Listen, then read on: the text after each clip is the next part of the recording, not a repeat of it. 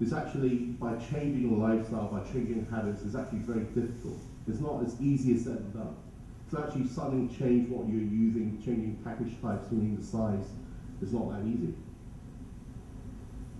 And this actually codes inside quite well. What we're seeing, a lot of the brand owners actually now tying these respondents through these questionnaires and surveys very cleverly.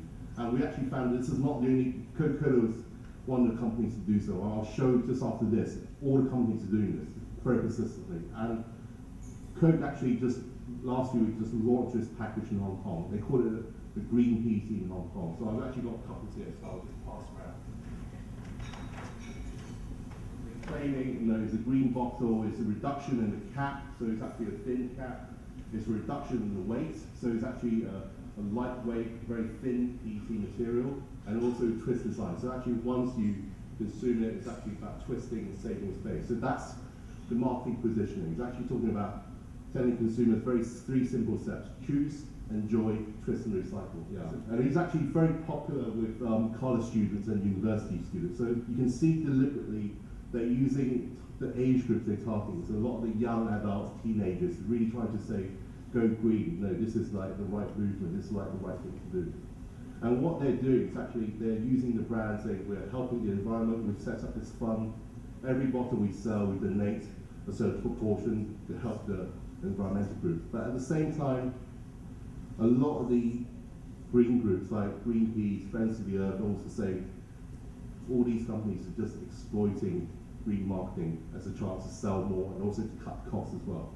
Because ultimately, if you think about these kind of products like the Bon Aqua product, it's actually the same cost to the consumer. They've actually reduced the size and the weight. It's actually they're passing on the cost to this industry here. This was a series of pictures and articles that appeared in Time magazine a few years back. Actually talked about families, consumptions, and economies. And this illustrates what a typical family consumes in the States in 1 week. You just look at the amount of packaged food products. This is a typical family in the UK. Once again, you see the high percentage and high levels of usage of packages. And then in China, you see a typical family living in a rural area or a common family. Most of the products are still fresh, so you actually don't see that much physical packages being used. So I think that really shows, comparison around these markets.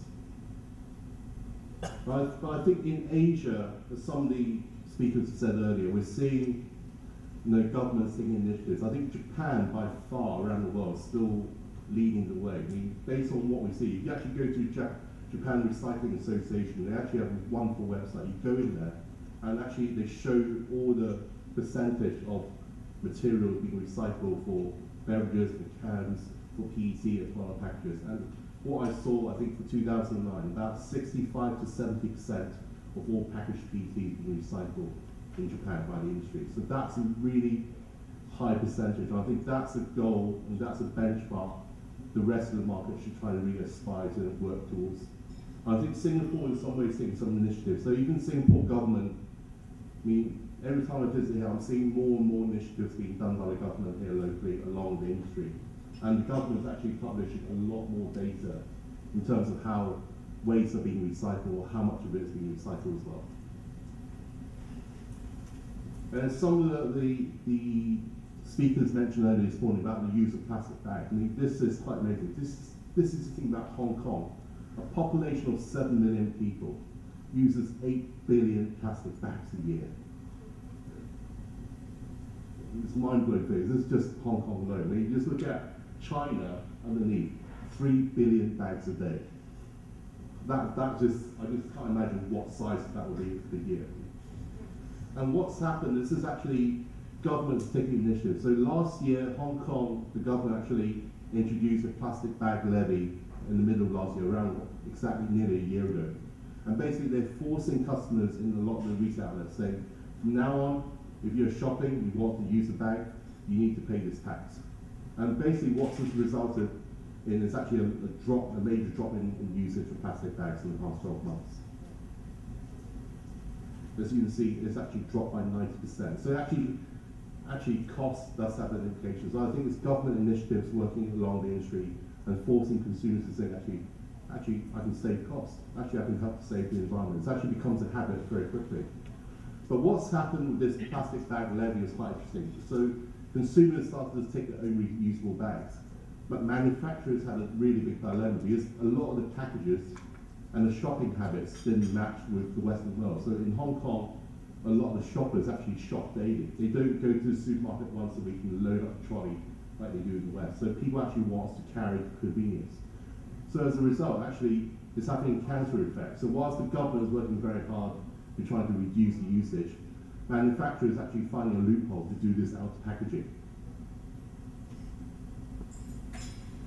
And this was actually just added in this morning because I thought this was really interesting. I was actually in Pepsi's Thailand office yesterday, meeting one client yesterday, and at the reception I saw this. This was just absolutely wonderful. And this is, you might not be able to read it. Basically it says, let's change from plastic to returnable glass bottle. And actually they're doing a trial of bottled water within the office at the moment, actually converting all the staff into drinking glass bottles. So if this trial is working well, I can see sooner or later these initiatives will go national. So they actually to push it towards consumers. So this might actually become a threat to the plastics industry. And we're also working on projects across the region and clients. And actually, in one country, one client has actually commissioned us to do some study at the moment to see whether, for their company, they should invest more in RGB, or whether they should convert into PET strategy. So I think whatever they do will have a big impact across the industry because they're quite a sizable company. So what I want to do, I think, to close off the presentation is to leave and ask 3 questions for all of you to think about, consider. And for the beverage companies and a lot of the FMCG companies, is it society and environment for profits? Yes and no. I think obviously you're seeing some of the cases I've shown earlier. Companies are taking more green initiatives in terms of green marketing, but at the same time they have not forsaken the profits. I mean, actually they're using green marketing as a ploy to squeeze the suppliers such as yourselves to cut costs and pass on that to consumers. It's very cleverly done. The second question I ask is, how should packaging industry communicate to consumers? As I've highlighted with these green marketing initiatives, the FMCG companies have done a wonderful job sometimes. Very simple, very effective. It gets the message across consumers, and consumers really believe in all that. They want to take part in these campaigns, like twist bottles, like helping recycling programs. So brand owners seem to have a very good way of dealing, with these sort of issues. But like Ashley said, it's one of the questions, how does the supply side, how does the packaging industry actually help to promote this? How do you communicate as a packaging company to the end users, as to consumers? And what we're seeing in some industries, particularly the carton industry, Tetra Pak is actually one of probably the most clever companies to do this in terms of marketing. They market the cartons in terms of that green, the usage, environmentally friendly so well to consumers. And lastly, should this be the responsibility of just the government, the industry, or consumers? In my view, I think it should be all 3. So I think everyone needs to work together, all the stakeholders need to work together to take the initiative to drive this. Because you just have one stakeholder, you just can't have that momentum to it. So the momentum, the pressure has to come from all sides. Thank you.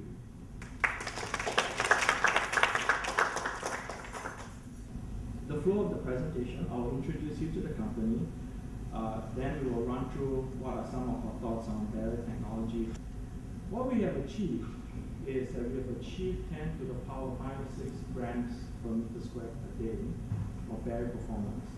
Now, we were sitting over lunch, and when we were talking about 10 to the power -6, there were a lot of raised eyebrows and things like that. I think we need to explain where we come from in order for you guys to understand why we are looking at such ridiculous numbers of barrier performance.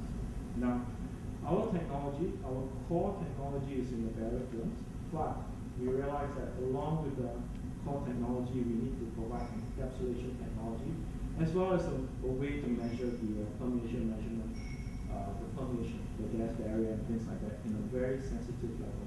One of the other alternative ways is to use some radioactive materials, and we know that that's not going to happen in Singapore anytime soon. So, as a token of appreciation, Asian Pacific News has prepared a small gift for the speakers today.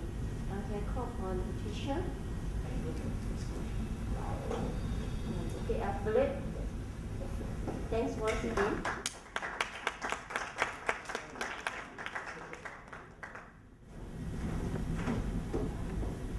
Ken.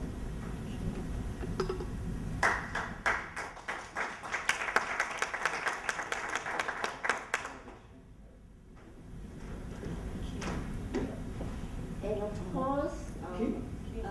yeah, Kim, that's right, Kim. Kim.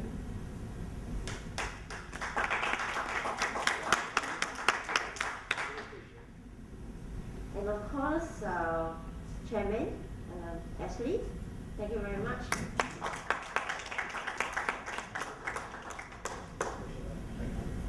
Yeah, it's been great having you guys here for the presentations as well as the participations from everybody. We're going to bring this conference to Thailand next year, Bangkok, in June. So if we're going to continue this again, and I hope that Ashley, who once again be our chairman. Okay, I'm sure you enjoy the 2 days with Ashley. It has been great, right? Shall we give it a hand of appreciation? And if you are keen in giving the presentations, be your sponsors, please do approach myself or Peter. We can talk further on this for next year's